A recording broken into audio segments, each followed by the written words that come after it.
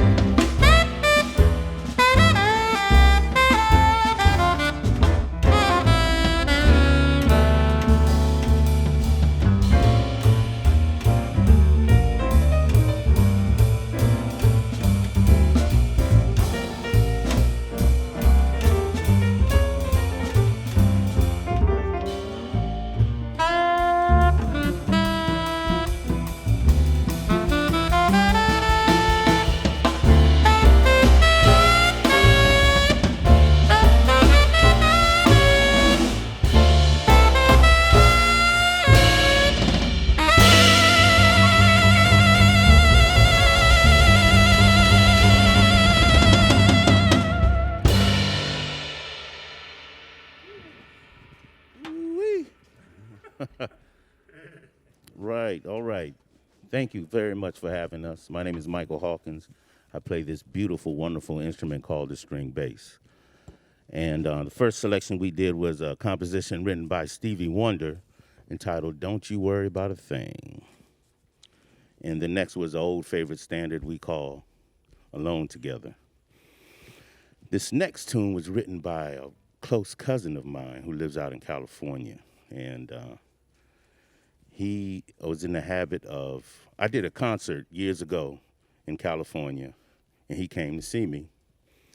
And we talked for a while, and before we know it, he was starting to send me tunes and CDs that he had made in his studio, in his garage. And that was like some time ago. So recently, over last year, I found some of the CDs that he sent me, and I started listening to it, and I was like, this stuff is amazing. So I gave him a call and told him I wanted to play some of his tunes. And his name is Darren Kelly, and he's the owner of Master of the Throwdown, LLC. And this tune was inspired by the movie The Martian, and he calls it Martian Ghetto.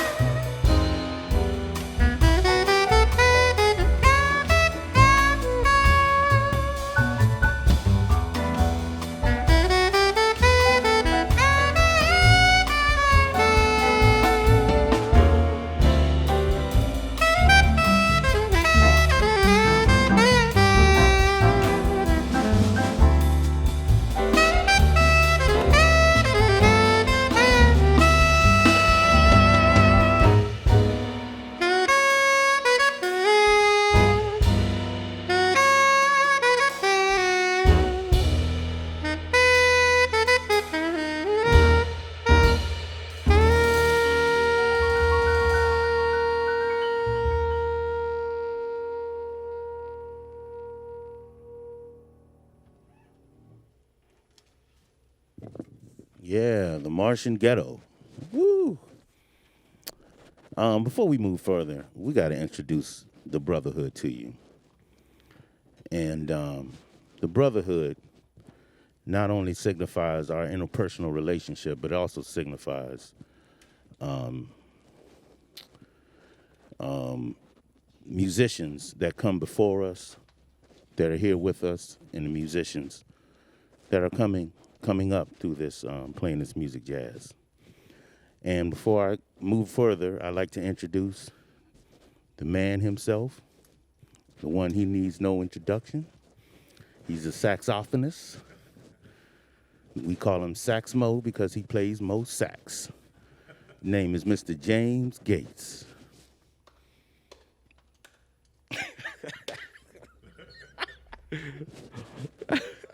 On piano, the doctor himself, Dr. Weldon Hill.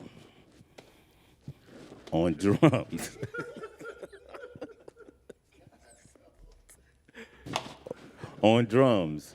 none other than the great Billy Williams on drums. And once again, my name is Mike Hawkins. I play this beautiful instrument called the bass. And we're going to do a composition. I did a jazz festival on the QE2 some years back, and that was the first time I got to see Roy Hargrove's band. And it had Sherman Irby and Larry Willis, and it was probably the most amazing concert next to Ralph Peterson I've ever seen in my life. And Sherman Irby did this tune called Wide Open.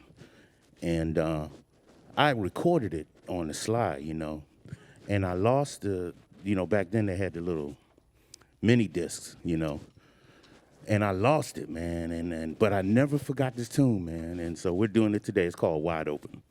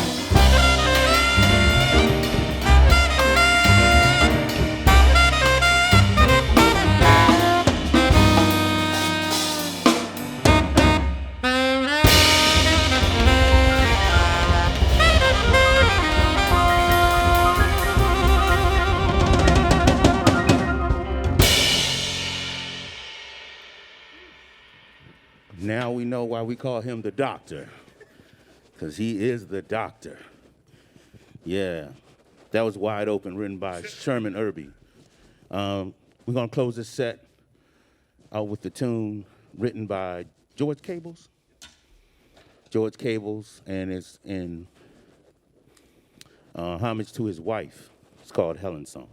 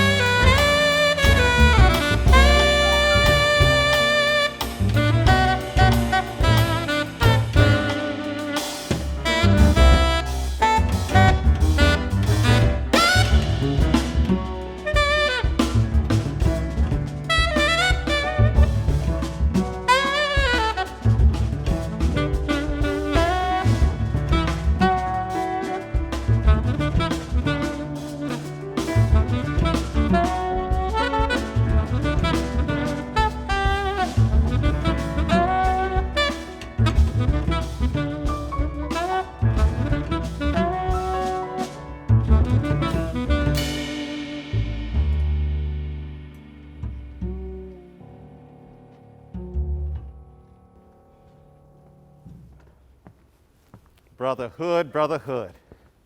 Mike, I wasn't ready for it. I don't think I was ready just yet. I think my jacket might rip before the night is out. Thank you so much for that. Now, y'all at home, Thanksgiving just passed. Count this as your first Christmas gift. I don't know why you wouldn't. I don't know why you wouldn't dial it up every day this season. But these men behind me need to take a little break, and I need to give you a little sip. Mike, let's go have a talk. Mike Hawkins. Yes, sir. This first half has been a joy. It's been a delight. I want to get into some meat of a conversation with you, but before we go any further, would you tell anyone looking at this who doesn't know who you are? Well, I'm the youngest son of Thomas and Izola Hawkins from Alexandria, Virginia. Graduated from T.C. Williams High School, remember the Titans, back in 1985. Coach Boone was actually my brother's gym teacher. Wow. Yeah, so, I came here to Richmond to study music at Department of Music over at Virginia State University under the direct tutelage of Harold Houghton and James Holden Jr. And from there, I went on to move to New York to study my master's at Queens College. And from there, man, everything just started happening so fast, and, it was interesting because, when I left here, I wasn't ready for the big city living, and I have a vivid remembrance. So when I moved up there, a whole lot of people told me to go to the Union, 802 Union, which is Midtown. And I remember getting off the subway and walking up the stairs and came up above ground, and I just saw all these people walking around and hustling and bustling, and I thought to myself, how am I going to make it through all this? Well, since then, you have enjoyed a career well-deserved. Oh, man. Before we get into your career, where does the music come from, Mike? Where does it start in your development? As a young child, my mom was a piano player, but my aunt used to always call me Mr. Boom Boom Man because I was always beating around and making rhythms and stuff. And I have a vivid remember watching the American Bandstand, watching the Jackson 5. And I walked up to the TV and I counted the guitars strings. I said, that has 6 strings. And I counted the other one, that has 4. And I said, that's the one I want to play. And so ever since then, I was just enamored by the bass, and growing up in Alexandria, Virginia, outskirts of DC has always been like a live music town, always, and there were bands around, my friend Jose, I had a friend named Jose, his dad had a band they practiced down the street. I was taking guitar lessons from a young man who lived a couple of doors down. He had a band practicing. So everywhere you went, there was music, and after school, everybody was walking home with their instruments. That's what you call community. Yeah. I love that. I love that. And so you settled on the 4 strings over the 6. Was there any reason behind that? I don't know. It's just I just saw 4 strings. Grabbed and, you. It just grabbed me. Yeah. Well, you picked them up. You started plucking them. You started striking them with your bow. Yeah. Tell me about some of one or two of your favorite memories touring with some of the greats I know you've played with. Well, I guess one of the most fun tours I did, I spent about 5 or 6 years playing with pianist Cyrus Chestnut, and we did a tour Christmas. He had just did an album, Charlie Brown Christmas album, and we went all the way from Ames, Iowa, and we caught the bus all the way back to New York. And that was probably the most fun I ever had, and that's one of my fondest memories. But that sounds like it. and playing Newport Jazz Festival, and meeting and greeting all jazz greats. I spent some time playing with Jimmy Heath, and I used to go over his house and practice with him and stuff what was like that. Like? Oh man, he's a very intense guy. Very intense. Very. Yeah, he was an intense guy.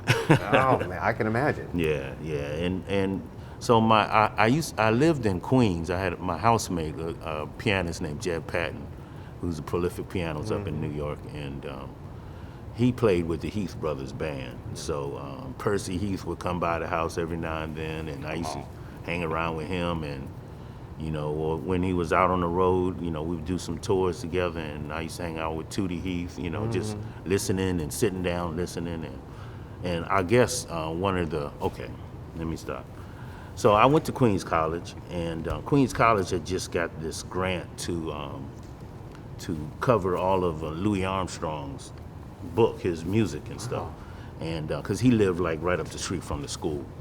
And they did this big concert, man, and I'll never forget it. Milt Hinton was there, and Arvell Shaw, and Max Roach, And we played one of his charts, and it had a little slap part in there, and I was playing some slap, And we finished the concert, and I was just sitting in the back, And I just got so moved because all these people that I read about and listened to the music were actually sitting there, you know what I mean? And I just got so emotional. And my instructor at the time, he's like, Milt Hinton said he wants to meet you. And I was like, what? And he said he wants to meet you. There he is right there. And I couldn't get up the nerve to walk out there, and I hid behind the stage, behind the curtain and stuff, man. I just couldn't get up the, because I couldn't believe that this guy wanted to meet me. And, Milt Hinton, so once I moved to New York, man, things just started happening in a whirlwind. And I really wasn't prepared mentally because, you read about all these guys playing music and making all this history, but you read about it, but it doesn't really hit you that it was actually really happening. It's real life, you know what I mean? So. And now here the two of us are, following in some footsteps. Yes. In good company. Yes.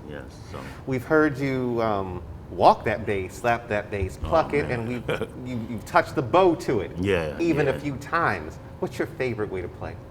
I just love playing the bass, man. I don't have a favorite, my intention was never really to go to college and learn how to play the bass. I wanted to be a hip hop star and stuff like that, And still time. Yeah, but no, my professor James Holden, he told me to come by his office and he said, check this out.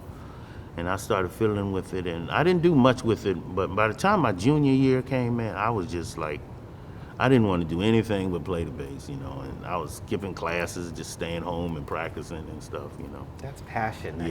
Yeah. That's desire to really be a part of this. Yeah, it is. Not just play, it seems, but contribute. Yes. I think. Some of these arrangements that we've already heard have been prolific, have been brilliant. I know you put the set together tonight. As you're doing your work as a band leader, as a musician, as just Mike Hawkins, who plays a many different what do you think about when you're putting together the list that you're going to present? Well, I try to find tunes that indicative of who I am, as a person, sort of things that I, represent me, And there's a lot of sides of me, There's a side of me that is like, and then there's a softer side, you know what I mean? So, and I like to try to do something a little different from, what a lot of people think and hear what jazz is, So I just like to represent and try to challenge myself, technically, try to push as much as limited technically as I can. And I think I could say, after seeing this first half, knowing you a little bit and seeing you rehearse before, not only do you challenge yourself, but you challenge the musicians with you. I don't think a single one of the men playing with you tonight are ever bored. Oh no, playing anything. Well, it's important, So one of the premises of the Brotherhood was to pay like a tribute to the generations that came before, Weldon. I came under Weldon, So Weldon had his generation, and Gates and Weldon were together, and I came up under them. And I hope that, Bill is the next generation up under me. But not just that, we have the generation that Weldon and those guys, people like great musicians like Johnny Payton here in the area, Dave Williams, Tommy Whitten, pianist, man, so many great, and this city has a great, rich history of musicians, of jazz musicians, It has. Yeah. That's our work right now. That's right. To tell everybody else Yeah. who we are, Yeah. where we are, and what we do. Yeah. learning from us, Yes, yes. as I like to say. And that's what it, when I play, when every time, the Brotherhood plays, or when I play, my goal is to teach somebody or, open the door to something, different, and, that's just my goal. And I hope that the generation under me, I can inspire the generation under me, like, the generation before me. Kudos to the Jazz Society, BJ and Robert, because they created a community, in which, you mentioned that they created that community in which musicians, when I was a young musician, I can come and learn, and people like Gates, this is how you learn this music, you know. It's how we all, I'm still one of those coming up. Yeah. And I'm doing the best I can Yeah, to make those ahead of me proud. Yeah. We've got to get more music out of you tonight. All right. Mr. Mike, if you don't mind. No, I don't want mine at all. I think the guys have had enough time to sit around, and I think the audience has heard my voice enough and looked at my face enough. Yeah. Would you mind joining them on stage? I would love it. It would be my pleasure, sir. All right, we'll talk again soon. All right, thank you.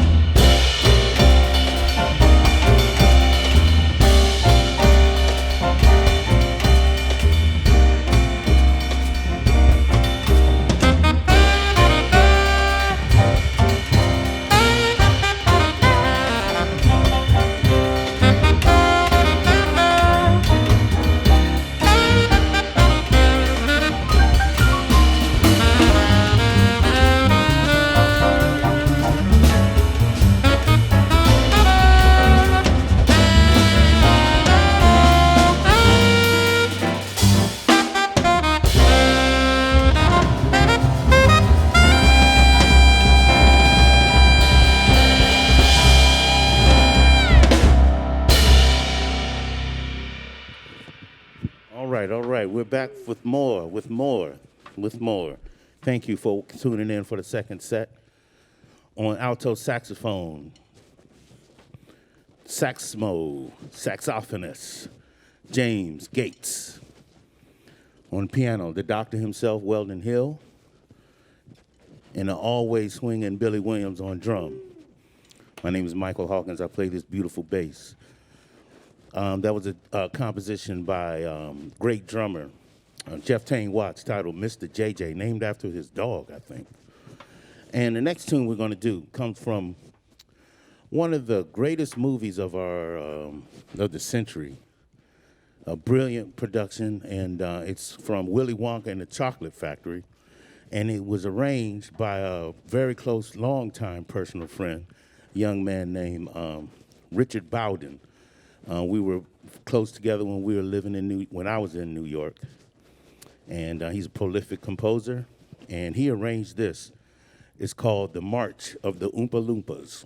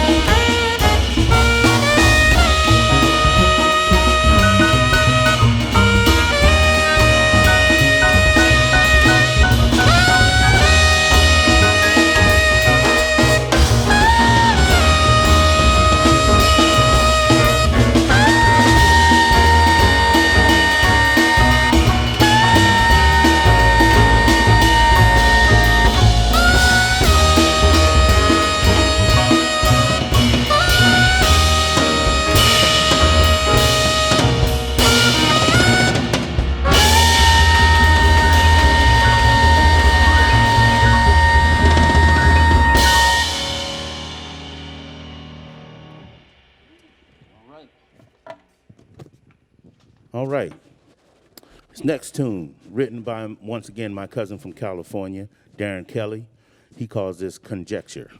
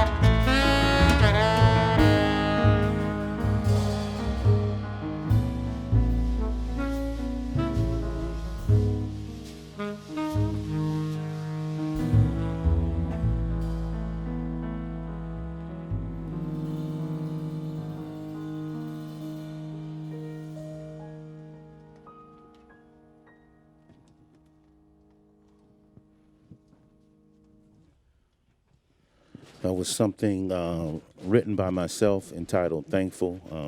In times of despair, troubled times that we have, political indifference, there's still a lot to be thankful for. And it's good to be alive. And, you know, a lot of people are leaving this earth prematurely. So that was entitled Thankful. Our last tune,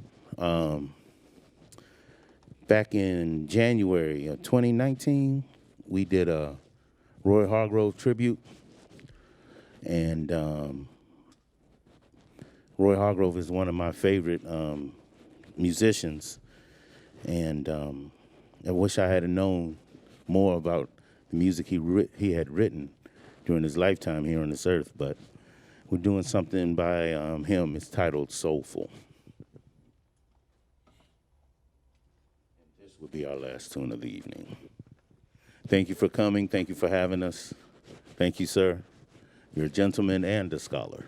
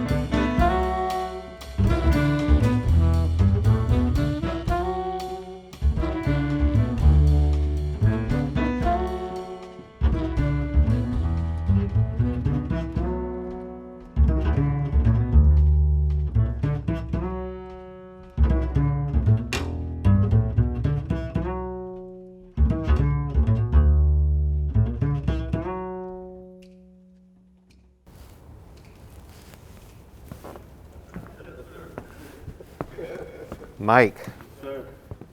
thank you for those kind words. Brothers, thank you for this music. Thank you for tonight. I'm not normally quiet, I'm not normally out of words, but I don't know what else I need to say to y'all. So thank you for loving with us. Thank you for listening to us. Thank you for learning from us. This has been the virtual Dominion Energy Jazz Cafe with help from the Richmond Jazz Society. From the Virginia Museum of Fine Arts, on the stage of the Leslie Cheek Theater, I, as I always have been, am Robert Vennard. Thank you and good night.